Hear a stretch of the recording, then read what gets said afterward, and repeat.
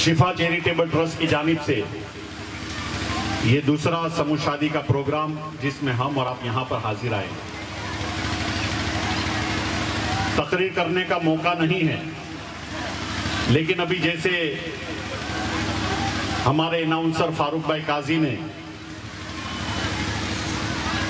समूह शादी के मुताल्लिक एक बात कही, बहुत अच्छी बात कही, उसी के ऊपर मैं थोड़ी देर के लिए रोशनी डालना चाहता हूं। ऊना में समूह शादी सबसे पहले हमने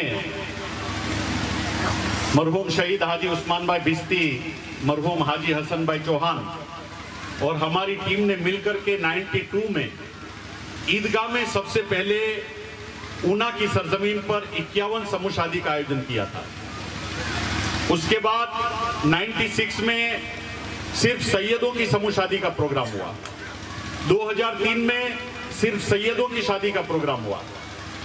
फिर 2005, 2007 और 2009 इसी गुलिस्तान की मैदान में एक मरतबा 81, एक मरतबा 101 और एक मरतबा 112 समूह शादी का आयोजन किया। समूह शादी की तारीख डिक्लेयर होती थी कि एक ही दिन में 50-50, 60-60 फॉर्म भर दिए जाते थे। लेकिन 2009 के बाद हमने देखा कि ये समूह शादी का हमारा मकसद है वो पूरा हो चुका है। इसलिए हमने 2009 से हाजी उस्मान भाई भिस्ती की हयाती में ही समूह शादी का प्रोग्राम छोड़ करके फिर दूसरे काम की तरफ हमने तवज्जो दी, एजुकेशन की तरफ तवज्जो दी, दीनी तालीम के लिए तवज्जो दी। इसलिए कि समूह शादी के पीछे हमारा एक मकसद था कि समाज को फजूल खर्ची से बचाना, समाज को बुराई से बचाना, समाज को खुराफात से बचाना। लेकिन उसके बाद ये होने लगा कि समूह शादी में जुड़ने के बाद भी लोग फजूल खर्ची से नहीं बच रहे, खुराफात से नहीं बच रहे, इस्लामी तरीके को छोड़ दिया है। तो ये इज्तिमाई शादी करने के पीछे जो मकसद था वो मारा गया, क्योंकि इस्लाम ने सबसे पहले फजूल खर्ची से लोगों को बचाया और कुरान में इसके लिए आयत करीमा भी नाजिल फरमाई, वला तुबज़िर तबज़ीरा इन्नल मुबज़्ज़िरीना कानू इख्वान अश-शयातीन व काना अश-शैतानु लिरब्बिही कफूरा। और फजूल न उड़ा, बेशक उड़ाने वाले शैतानों के भाई हैं और शैतान अपने रब का नाशुक्रा है। तो फजूल खर्ची करने वाले को अल्लाह ने शैतान का भाई बनाया। आज हमारे मुआशरे में, हमारे समाज में, हमारी सोसाइटी में शादी के नाम पर इतनी फजूल खर्चियां हो रही है कि हम एक एक शादी में लाखों रुपए का खर्च कर डालते हैं और हमारे बच्चों के अच्छे एजुकेशन के लिए हमें खर्च भारी पड़ जाता है। हम अपने बच्चे को अच्छा एजुकेशन नहीं दिला सकते। याद रखिए, शादी के मुताल्लिक इस्लाम ने जो कानून दिया है, इस्लाम ने जो तरीका बताया है, हमारे आका ने जो फरमान इरशाद फरमाया है, शादी में बिल्कुल खर्च मत करो। अल्लाह के रसूल ने इरशाद फरमाया है, शादी को आसान बनाओ और जिना को मुश्किल बनाओ। आप सहाबाई किराम की जिंदगी देखिए, आप रसूल पाक के फरमान को देखिए। इस्लाम में ये जो हम खाना खिलाते हैं शादी से पहले, उस खाने का कोई तस्वुर इस्लाम में नहीं है। इसके बारे में कोई हुक्म हदीस पाक में नहीं है, न कुरान में हुक्म है न हदीस पाक में। हाँ, सिर्फ एक खाने का हुक्म हदीस पाक में है और वो खाना है दावत वलीमा। अल्लाह के रसूल ने इरशाद फरमाया कि निकाह के बाद दुल्हा वाले को चाहिए कि वो दावत वलीमा करे, चाहे एक बकरी ही क्यों ज़बा न करनी पड़े। और उम्मत को ये ताकीद फरमाई कि अगर दावत वलीमे की मिले तुमको तो उस दावत में शिरकत करो। जो शिरकत नहीं करेगा उसने अल्लाह के कानून की नाफरमानी की। लड़की वालों को इस्लाम ने कोई बोझ नहीं डाला। आप देखिए, शादी करने के लिए किन चीजों की जरूरत होती है? मेहर की। जब तक के मेहर अदा न की जाएगी शादी नहीं होगी। مہر کس کے اوپر ہے؟ لڑکے والوں کے اوپر۔ شادی کے بعد کیا تقسیم کرنے کا حکم ہے؟ چھوارے، خارق جو بولتے ہیں ہم۔ حضور نے فرمایا کہ نکاح ہو جائے تو چھوارے تقسیم کرو، خارق تقسیم کرو۔ یہ کون تقسیم کرے گا؟ لڑکے والے۔ اور شادی ہو جانے کے بعد دعوت ولیمہ کرو، یہ سنت ہے، اور دعوت ولیمہ بھی کس کے لیے ہے؟ لڑکے والوں کے لیے۔ لڑکی والے کے اوپر اسلام نے کوئی بوجھ نہیں ڈالا۔ حضرت ماں فاطمہ خاتون جنت کی شادی کو آپ نمونہ بنائیے۔ ماں فاطمہ کے والد بھی رسول پاک ہے، اور مولا کائنات کے ولی بھی رسول پاک ہے۔ مولا علی کو بلایا اللہ کے رسول صلی اللہ تعالیٰ علیہ وسلم نے، تمہارے پاس مہر ادا کرنے کے لیے کیا ہے؟ مولا علی نے ارشاد فرمایا میرے پاس کچھ نہیں ہے۔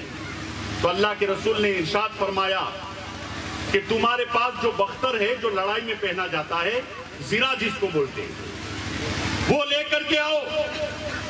مولا علی وہ زرہ لے کر کے آئے۔ اللہ کے رسول نے ارشاد فرمایا اس کو بیچ دو یا گروی رکھ دو، اور اس کی جو رقم ملے وہ مجھے لا کر کے دو مہر کے لیے۔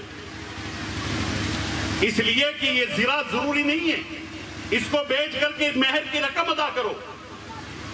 حضرت عثمان غنی رضی اللہ تعالیٰ عنہ نے مولا علی سے وہ زرہ پیسے دے کر کے خرید لی، اور 2-3 دن کے بعد پھر حضرت عثمان غنی نے وہ زرہ جو ہے مولا علی کو تحفے میں لوٹا دی۔ لیکن اس دن نہیں، اس لیے کہ اس دن اگر صرف پیسہ دے دیتے اور زرہ نہ لیتے تو مولا علی کے دل پر بوجھ گزرتا۔ اس لیے حضرت عثمان غنی نے وہ زرہ خرید لی، وہ پیسہ لے کر کے اللہ کے رسول کے ہاتھ میں دیا۔ اللہ کے رسول نے وہ مہر کی طور پر قبول کیا۔ اسی مہر کی رقم سے اللہ کے رسول نے ماں فاطمہ خاتون جنت کا جہیز منگایا، ایک کھجور کا گدا منگایا، کھجور کے 2 تکیے منگائے، مشکیجہ منگایا، گھنٹی منگائی۔ یہ کل جہیز ماں فاطمہ خاتون جنت کا تھا۔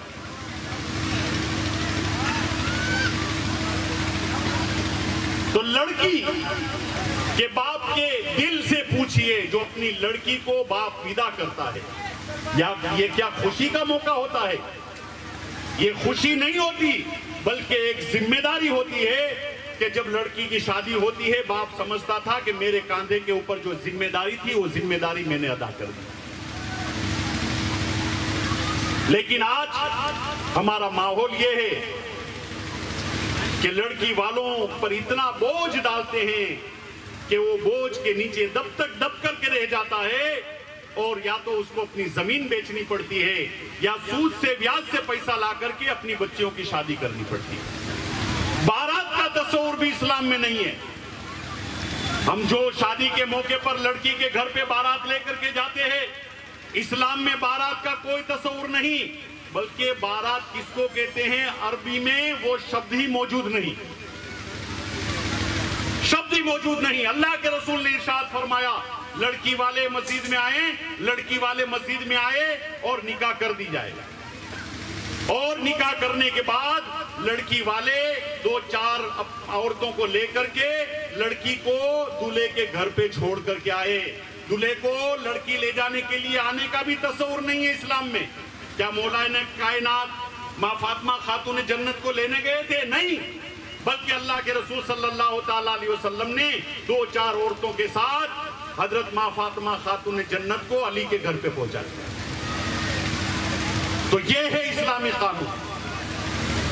اس لیے کہ اللہ تبارک و تعالیٰ نے عورتوں کے متعلق جو قرآن میں ارشاد فرمایا، اور پیغمبر اسلام صلی اللہ تعالیٰ علیہ وسلم نے اس وقت میں جب لڑکی کو زندہ دفن کر دیا جاتا تھا، لڑکی کو دودھ پیتی کر کے مار دیا جاتا تھا، عورت کو ستی کے نام پر چتا کے حوالے کر دیا جاتا تھا، پیغمبر اسلام صلی اللہ تعالیٰ علیہ وسلم نے جو عورتوں کو عزت دی ہے، پیغمبر اسلام صلی اللہ تعالیٰ علیہ وسلم نے جو عورتوں کو مقام دیا ہے، اس کی مثال نہیں مل سکتی ہے۔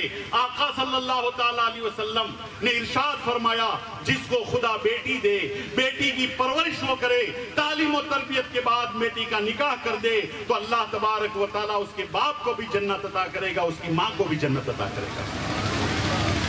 इसीलिए अल्लाह के रसूल ने इरशाद फरमाया, ए लोगो जब बाहर जाओ तो कुछ लेकर के आओ, अपने बच्चों के लिए बाहर से कुछ लेकर के आओ। अल्लाह के रसूल इरशाद फरमाते हैं, जब कुछ लेकर के आओगे, अपने घर में दाखिल होगे, तो बेटी का भी हाथ तुम्हारे निगाहों के सामने होगा, बेटे का भी हाथ तुम्हारे निगाहों के सामने होगा।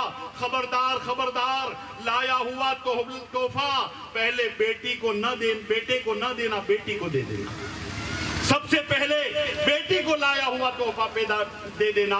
इसीलिए पैगंबर इस्लाम सल्लल्लाहु ताला अलैहि वसल्लम की बारगाह में बेटी हाजिर होती है और अर्ज करती है, अल्लाह के रसूल, जब तक कि मैं बेटी थी तो मेरी बाप के लिए जन्नत की बशारत, मेरी माँ के लिए जन्नत की बशारत। या रसूल अल्लाह, अब मेरी शादी हो रही है, मैं ससुराल जा रही हूँ, तो अब मेरे लिए क्या हुक्म है? आका फरमाते हैं, जा अपने ससुराल जा, अपने शौहर की खिदमत कर, शौहर की खिदमत में तेरे लिए जन्नत है। शौहर के बाप को राजी रख, शौहर के बाप को राजी रखने में तेरे लिए जन्नत है। शौहर की माँ को राजी रख, शौहर की माँ को राजी रखने में तेरे लिए जन्नत है। तो अपनी बेटी को जब ससुराल भेजो तो शर्तें लगा करके मत भेजो कि मेरी बेटी इतने बजे उठेगी, मेरी बेटी एक ही टाइम का खाना बनाएगी, मेरी बेटी एक ही टाइम के कपड़े धोगी। ऐसी तालीम देकर बेटी को ससुराल भेजने वाले बाप के ऊपर और माँ के ऊपर अल्लाह की लानत बरसती है। आज हम देखते हैं हमारे मुआशरे में, हमारे समाज में तलाकें बढ़ती जा रही है। शादी के बाद देखते हैं तो बेटी मायके बैठी हुए है, कई कई साल निकल जाते हैं, समाधान नहीं होता, सुलह नहीं होता। और जब बेटे और बेटी का रिश्ता होता है तो ये मोबाइल का जमाना है। लड़के वाले लड़की के हाथ में शादी से पहले मोबाइल पकड़ा देते हैं और नाजायज तरीके से लड़के और लड़की में बातचीत शुरू हो जाती है। शादी से पहले ये सब कुछ हराम है। और उसके बाद होता क्या है, गुफ्तगू होती है, मोबाइल पे चैट होता है और फिर लड़के को समझ में आ जाता है ये लड़की मेरे लिए लायक नहीं है, लड़की को समझ में आ जाता है ये लड़का मेरे लायक नहीं है, तो सगाई टूट जाती है, रिश्ते टूटते हुए नजर आते हैं। इसलिए जब सगाई करो, अपनी बेटी का रिश्ता तय करो, तो पहले शर्त लगाओगे कि लड़के वाला और लड़की है वो आपस में बातचीत नहीं करेगी जब तक कि इजाब कबूल नहीं हो जाता, जब तक कि मौलाना खुतबा नहीं पढ़ते और मौलाना इजाब कबूल नहीं करवाते। याद रखो, तो शर्तें मत लगाओ अपनी बेटी को। बेटी कुछ ससुराल में तकलीफ हो तो मुझे कॉल करना। अरे ये क्या बात है, कॉल मुझे करना? बेटी है, ससुराल गई है, वो कॉल करेगी तो होगा क्या? ला करके अपने घर में बिठा दो। लड़की का संसार आबाद करने के बजाय उसे बर्बाद कर डालो।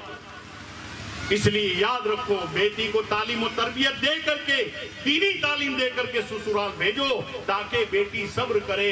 और याद रखो, बेटी को जब ससुराल भेजो, बेटी जिगर का टुकड़ा होता है, बेटी दिल का चैन होता है, बेटी दिल का सुकून होता है। अच्छी बात है उसकी फिक्र करनी, लेकिन बेटी को जब ससुराल भेजो तो शौहर की जिम्मेदारी पर मत भेजो, सास की जिम्मेदारी पर मत भेजो, बल्कि बेटी को जब ससुराल भेजो तो अल्लाह रसूल की जिम्मेदारी पर भेजो।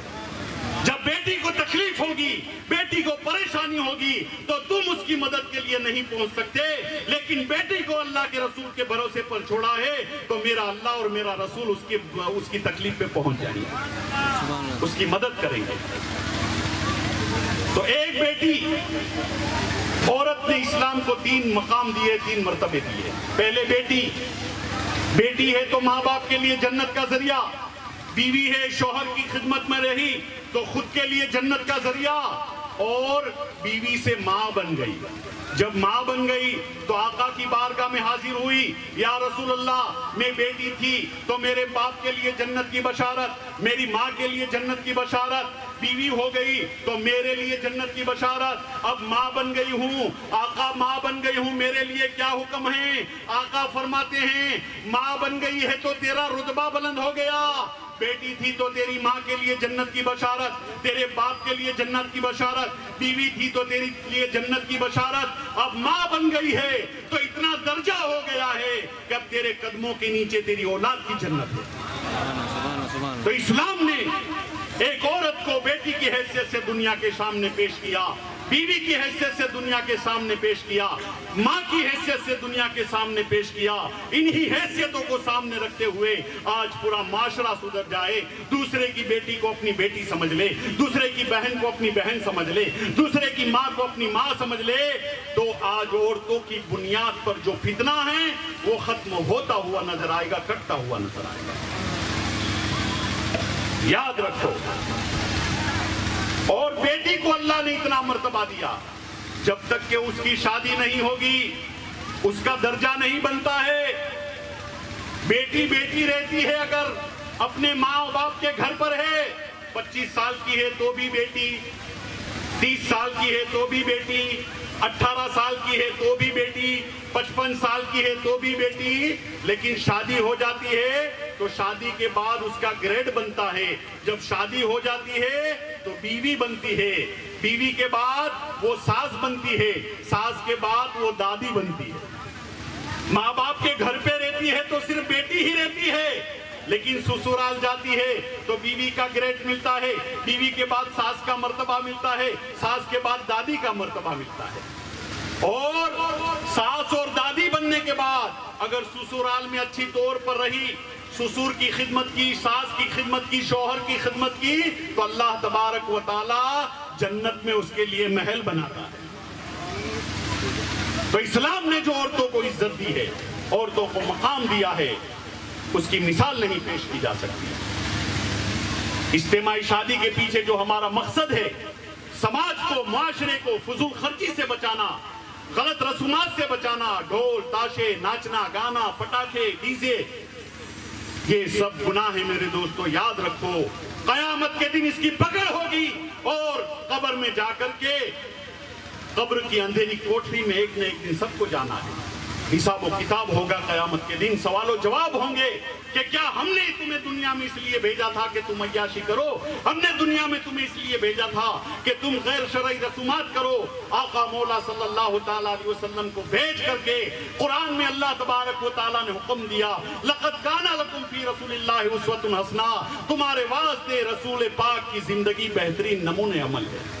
तुम रसूल पाक की जिंदगी को देखो, उन्हीं के जिंदगी पर अपनी जिंदगी को गुजारो, रसूल का चलना देखो, इसी तरीके से चलो, रसूल का खाना देखो, इसी तरीके से खाना खाओ, रसूल का पीना देखो, इसी तरीके से पानी पियो, रसूल पाक का शादी करना देखो, इसी तरीके से शादी करो, रसूल पाक के बेटियों की परवरिश करने का अंदाज देखो, इसी तरह अपनी बेटियों को परवरिश करो, रसूल पाक की तरह जिंदगी गुजारोगे तो दुनिया में भी तुम्हारे लिए कामयाबी है, आखिरत में भी कामयाबी है। तो आज शिफा चैरिटेबल ट्रस्ट को मैं मुबारकबाद पेश करता हूँ, ये दुल्हा और दुल्हन को भी मुबारकबाद पेश करता हूँ। आज अपनी नई जिंदगी की शुरुआत करने जा रहे हैं। मैं दुल्हा को कुछ नसीहत करना चाहूंगा कि आप किसी की बेटी को अपने घर में लेकर के आए हैं तो बेटी के साथ अच्छा सलूक करें, जिसे आप बीवी बना करके लाए हैं, बीवी बना करके लाए हैं। अपने माँ बाप 20 साल 25 साल तक माँ बाप के घर पे नाज़ो नियाज से उसने परवरिश की है। तुम्हारे घर पर आए तो मोहब्बत उल्फत के साथ उस बेटी को बीवी बना करके आप अपने घर में अच्छी तरीके से रखिए और आप खुद भी इस्लामी जिंदगी गुजारने के लिए कोशिश करें। अपनी बीवी से भी कहें कि इस्लामी जिंदगी गुजारे और इस तरीके से आप जिंदगी गुजारें तो आपके यहाँ जो औलाद होगी वो नेको साले औलाद होगी। आज हर बाप कहता है मेरी औलाद नाफरमान है, मेरा बेटा नाफरमान है, मेरा बेटा मेरी बात नहीं मानता, मेरे खिलाफ वर्जी करता है, सबकी यही शिकायत है। लेकिन ऐसा क्यों होता है? इसलिए कि अगर इस्लामी तरीके से मियाँ बीवी एक दूसरे से नहीं मिलते हैं, औलाद पैदा होती है तो ऐसी नाफरमान पैदा होती है। तो अगर अपनी औलाद को फरमा बरदार बनाना चाहते हो और पैदा करना चाहते हो तो इस्लामी तरीके से जो अल्लाह के रसूल सल्लल्लाहु ताला अलैहि वसल्लम ने जिंदगी गुजारने का हक दिया है उसी तरह आप अमल करें। फिर से मैं मुबारकबाद देता हूँ शिफा चैरिटेबल ट्रस्ट के तमाम अराकीन को। अल्लाह तबारक व ताला इस काम के बदले में इन सब की रोजी में बरकत अता फरमाए। और जिन जिन हजरात ने आज के इस इज्तिमाई शादी में, समूह शादी में दामे दीरमे कदमे सुखने हिस्सा लिया है, अल्लाह तबारक व ताला सबको दीन और दुनिया की नेमतों से माला माल फरमाए। व आखिरु दावाना अल्हम्दुलिल्लाह।